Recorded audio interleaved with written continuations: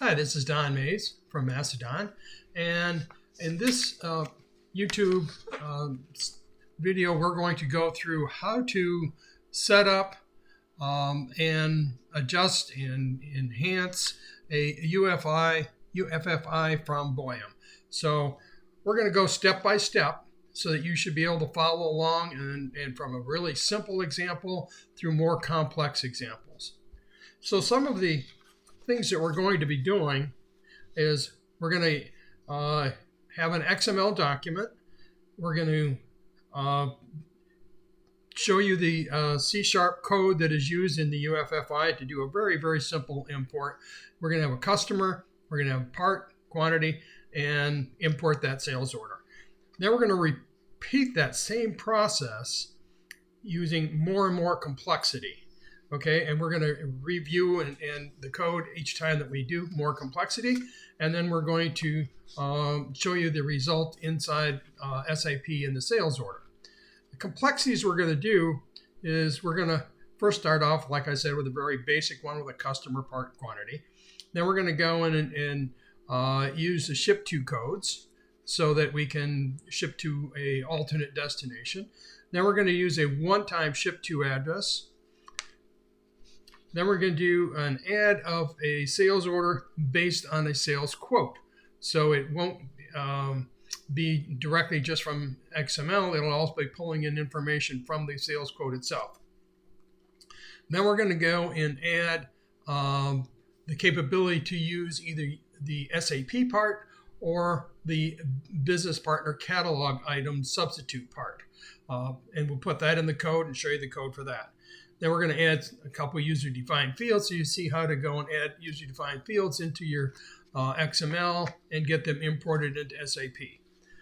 Then we're going to show you one of the other complexities is how to use the opening and closing remarks to store the XML itself, to store the information about where the file came from, where is it stored, so that you can go back in and look and say, oh, something went wrong, where is it? So without further ado, let's kind of go through the basic UFFI first, and then we'll add complexities as we go. So here is a picture of the XML file that we are going to be importing. Most of the information up here, like the document object, we're going to be using that later, like the doc entry we'll be using later. Right now, though, we're going to concentrate on the card code and the document date, due date. Then we're going to do the details for lines 0 and 1, items 2100 and S1 10,000. So those are that's what's in the XML. The next thing to be aware of is we have the UFFI has a basic header information. And that basic header information has a number of DLLs that it uses to process a UFFI. And we need that information in there in order to be able to use the UFFI. I'm not going to review this again and again. That's just at the top. In order to be able to see things on a full screen basis, I'm going to ignore that in the future. You can also see how I have connected to the database. And this information, obviously what your server name is, what your SA password is, that information and the database you're using is obviously going to differ for yours. So you need to change that when you're looking at the code. So that's the basic code. Okay, now we're looking at some of the code.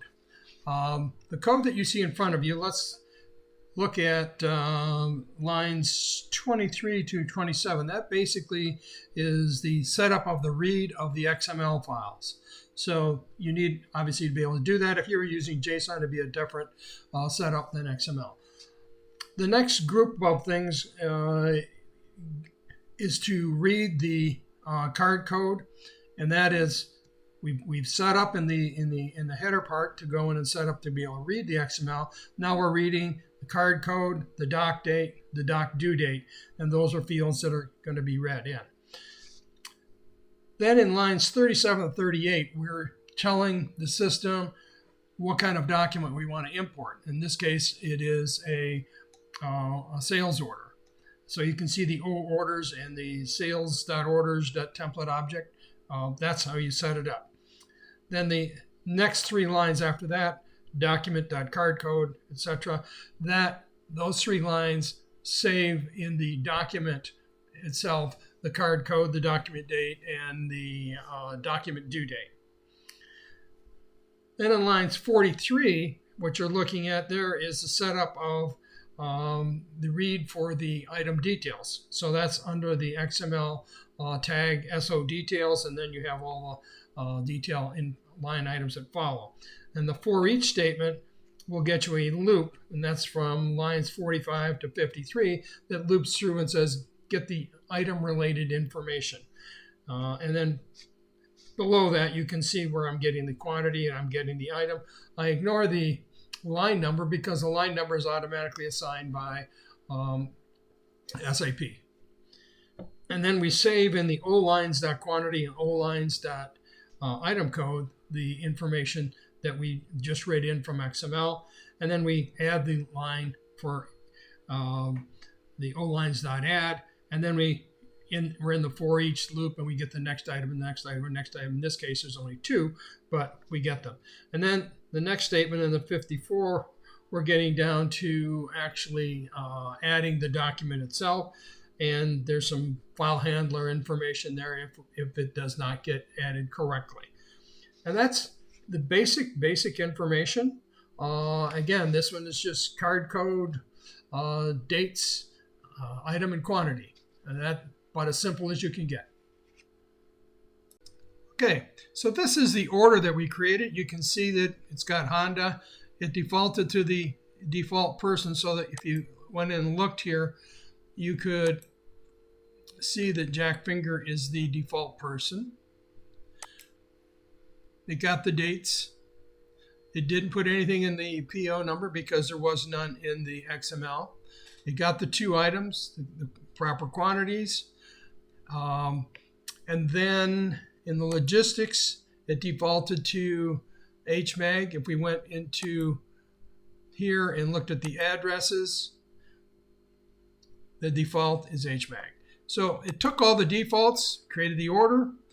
We've got $5,600, and that's pretty much it. Everything else, whatever the customer defaults are, it's the payment methods and payment terms. That's all in there. Any defaults are standard SAP defaults, salesmen, owners, etc.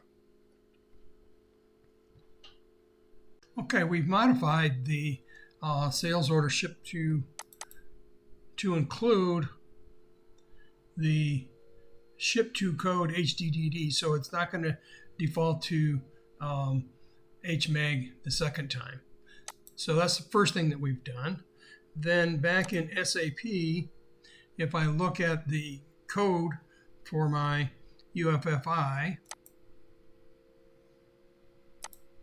in the editor,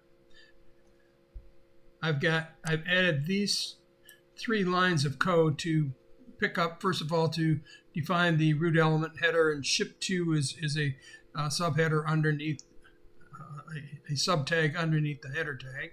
And then I can pick up the ship to code from the next element, and then I can set that document ship to code equal to the ship to code. So that's the only changes that I've made to the code. And then I will go in and I will click this and say, no errors occurred. Let's go to the last record, and it's 669. And here in the logistics, you can see that now I have this ship to code in here. Everything else is the same. Okay, now we're going to do a one-time address. You can see the ship to code in the XML is now empty, but I've got a ship to address. And let's take a look at the code and what changes were made in the code to accommodate this. So now we want to be able to handle 2 different instances. One is with the ship to code, and the second one is a one-time ship to address.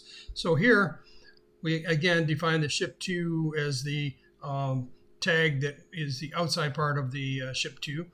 Then if the ship to element is not null, we get the ship to code. If it's null or empty, then we go and get the address, and then we save the address.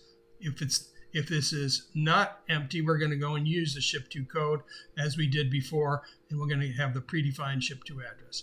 So this picks up these ship to address fields and stores them in the document. So let's save that and update this, and we'll then go out and execute that to go on and import it. Now we've got sales order 670. We look at the address, the ship to code is empty, and we've got an address up in here. Okay, so that is how we can go and handle the ship tos, either as a one-time address or as a address that is on file for the ship to. Okay, now we're going to take a look at importing a sales quote. So this is the quote that we're going to do. It's got 3 line items. It's got HMAG as the ship to destination, and we'll look at other fields as we go through things. The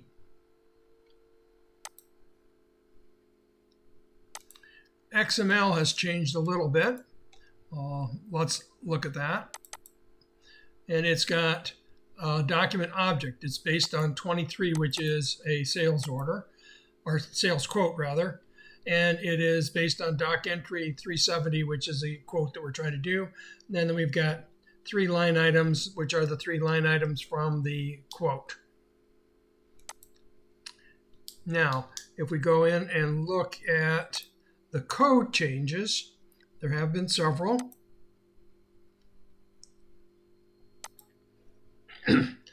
Up here at the top, we need to go in and get the base entry and the base type, and we're getting that information from doc entry and the document object.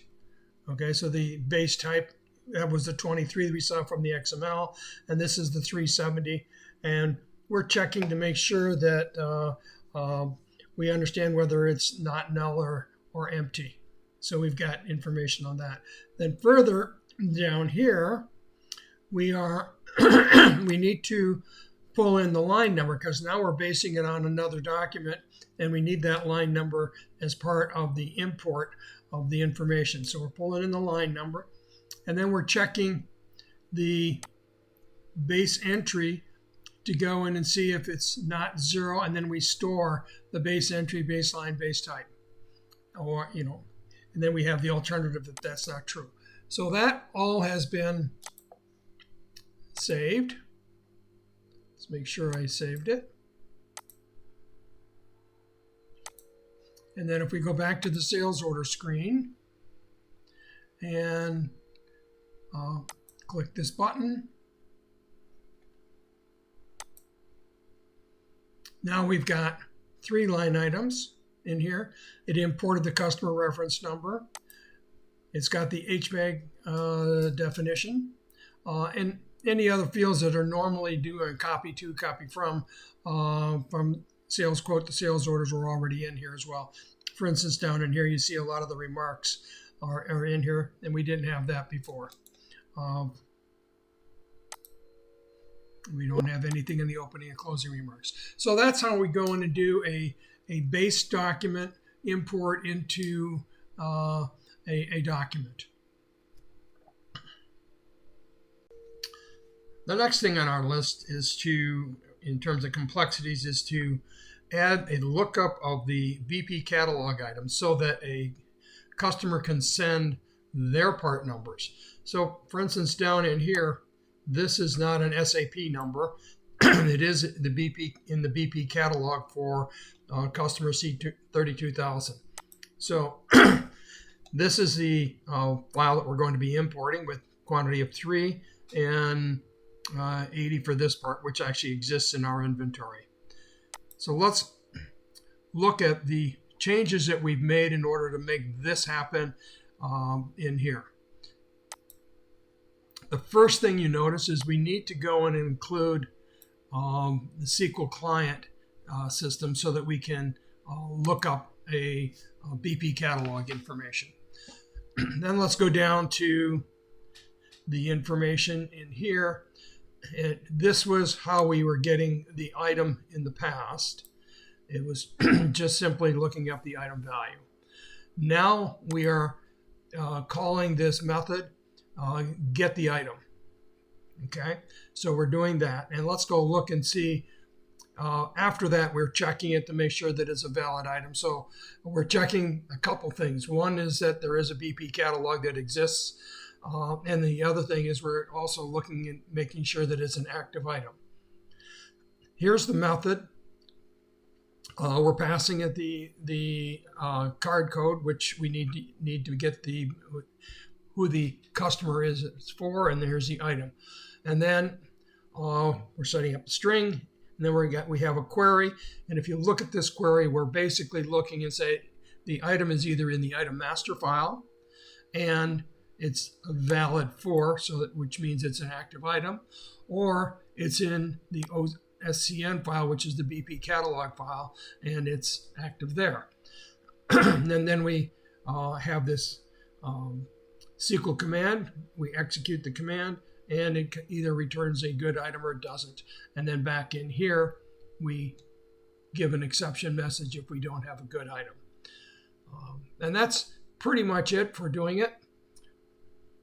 When we did it, remember back in here, we had this part right here is the part number that we had in the XML. If we look at the sales order that we created, it is S10,000. If we looked at the customer and the business partner catalog, we'll see that 303902 is S10,000. So that's a significant improvement in terms of looking at the information and making it a lot easier to go in and check information in SQL to see if we've got valid information. Okay, this last example, we're going to deal with two more complexities. One is adding a user-defined field in the system.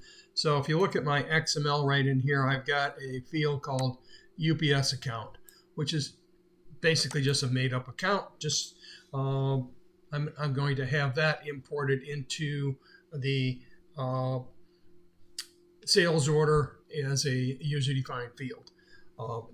I've got a ship to code here. I've got some extra fields in here that I haven't had in the past, and they're in the code as well. It's the PO reference, that's the NUMET card. I've got contact information. In this case, I'm overriding the contact who it was. I've got an email address, a phone number. I've got ship via code, salesperson. In this case, I'm not using them. And then down in here in the detail lines, I've got pricing information and warehouse information, stuff like that. So as you see, you can add a lot more fields in here. So let's take a look back at the universal function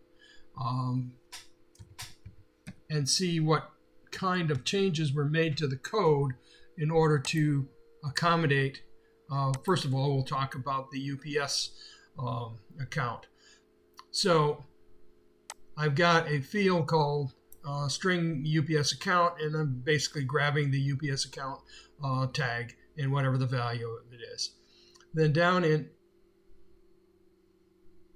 here, I am using this right here. I can get the document, user fields, item, and then the item is U_UPS account. That is the actual field in SQL.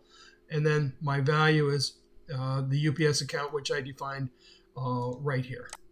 So that's pretty much it for the UPS account. Let's look at a couple other things that I've done in here. I've got information on let's see, opening and closing remarks.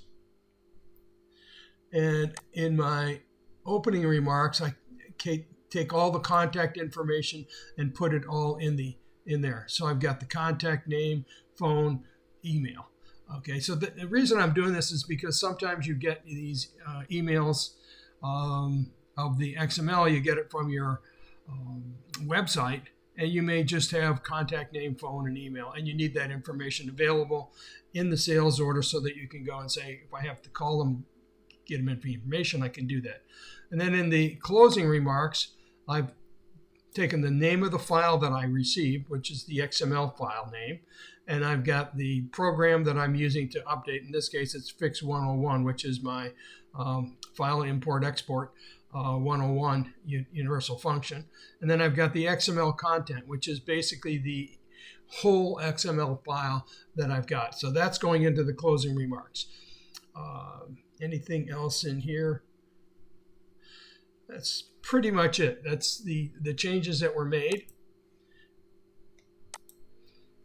And let me show you the sales order that resulted. Okay, so first of all, there's the UPS account number. It got imported. Okay, in the remarks section, I've got the date and time of this import. I've got the information of the file name.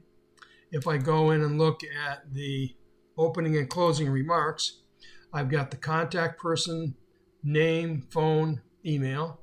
Then I've got the closing remarks and all of the XML exactly as it was imported from wherever you got the XML file. So that's how you can import a user-defined field and a little bit more well-defined file in terms of getting opening and closing remarks, getting these remarks in here, kind of finishing off the import function. Okay, we need to talk a little bit about error handling. Okay, in this same XML that I just imported, up in here, I eliminated the email tag. It's no longer there. So now let's go back, and if we click on the import the sales order, and then it returns an error message when we try to do it. And the error message, let me show it to you. It goes back into the log file, and in the log file it says object reference not set to an instance of an object, which basically means nothing to me or you, but it was all caused by the fact that we just eliminated that email tag. So if we go back in and look at the code one more time, whoops.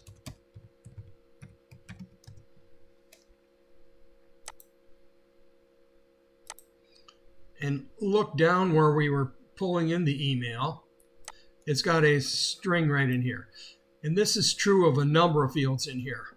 You'll see some of the other fields up in here as an example. I've got the contact code, and then I've got code around it to say we don't have a contact code. And we're looking for whether that field is null or not even there, empty. And we need to do that with every single field that we're going to get into in the XML file, unless it absolutely is always going to be there. So if you don't know for sure whether a field is going to be there, like email, phone, comments, any of these fields, if you don't know 100% that they're going to be in the XML file, you have to have code surrounding that basically says, let's check for a not there, an empty, and then just set that value of that field to blank or 0, depending on the type of field it is. If you don't do that, you will get that object reference not sent to an instance of an object. So just a warning on that.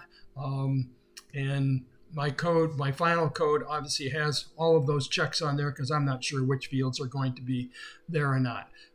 But this code needs to be changed to go and have each field checked to make absolutely certain that it doesn't bomb out just because a XML tag is missing.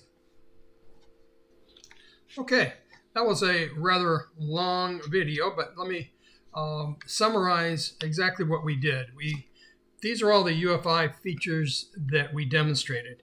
First one was a very simple customer item quantity order import, which obviously if you have a very, very simple import function, that's it. That's all you need, those 3 fields. Then we added a bunch of header fields to the XML and into the code in the UFI, imported things like the purchase order number, stuff like that. Then we added ship to address ID. So if you have multiple ship tos, you can select which one, and if that's in the XML, it gets imported with the sales order. Then we did one-time ship to addresses. And then included in that is we started to verify the country, state, and zip codes. And that was done with the accessing back to SQL to go in and check the country codes exist, the state exists, and the combination of them exists. Then we added the allowance of the customer to have in their XML file either their part or your part. And as long as the BP catalog file had the cross-reference, we could import either one of those into the sales order. And then we went through how to do user-defined fields. We showed you how to do it user-defined fields with header UDFs, but the same technique can apply to line level UDFs as well. In the opening remarks, we stored all of the contact information so that if you were importing data from like a website, you could pick that up quickly and say, here, in the opening remarks, here's your contact name, the email, and the phone number for the person, so that you could quickly call them up and say, we have that information on order, and we may need more information, for instance, credit history or things like that. Then in the closing remarks, we stored all of the XML directly so that if you wanted to go and say, what information did they actually order, you could look at the XML and say, this is what you ordered and this is correct.